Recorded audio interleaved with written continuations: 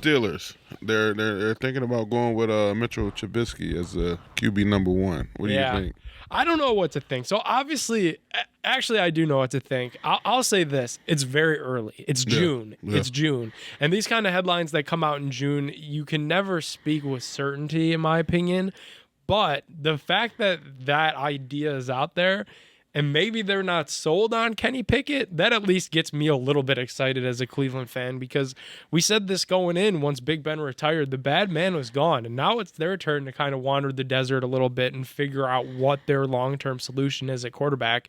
It's probably not Mitch. Maybe it's Kenny Pickett. The dude's 24 years old, and if he's not going to start right away, and if he's not ready right now, when's he ever going to be, It's different for a QB, I should say, because the QB's prime is a lot later than a lot of these other positions. Yeah, that's fair. So, and I think it's just a typical organization where they got a rookie coming in, they just signed a veteran.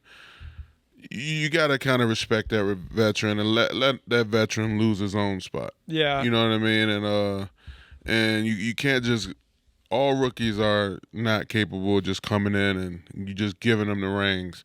It kind of reminds me of a, Johnny Football situation where I think he's the type of QB that needs to be behind somebody for a year or two and, grow more. So that's one of the things I think that they're doing with him, and not necessarily that he's going to be behind somebody for a year or two, but at least camp, see how things going, light a fire under both guys, so you can have some good competition.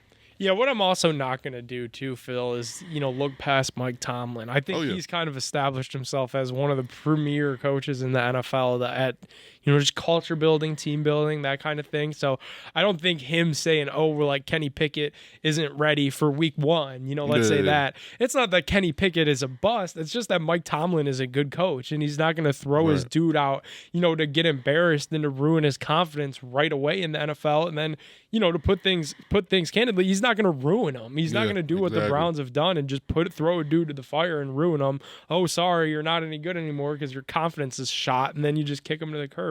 I don't think Tomlin's that kind of guy. Yeah, me either. And it's a smart move for Tomlin, and down the long run, I think it's a good move for Pickett, and he probably understands. So it's all about business. So we'll see. Who you think really gives the Steelers a better chance to win this year? Or is that even really a question? Because, they probably are looking at this AFC North like, man, the Browns are good, with or without Deshaun Watson. We'll get to that in a little bit. The Browns are still really good. Top 5 O-line, best running back duo in the league, really good receiving group, arguably a breakout tight end candidate, and Joku. The Browns are good. The Ravens have a former MVP. The Bengals just went to the Super Bowl. Maybe the Steelers are sitting back like, dog, this ain't really. Maybe they just know. Like, I hate to say it, but this ain't our year. If it's got to be Mitch while Kenny Pickett develops, so be it, because we weren't going to win anything this season anyway.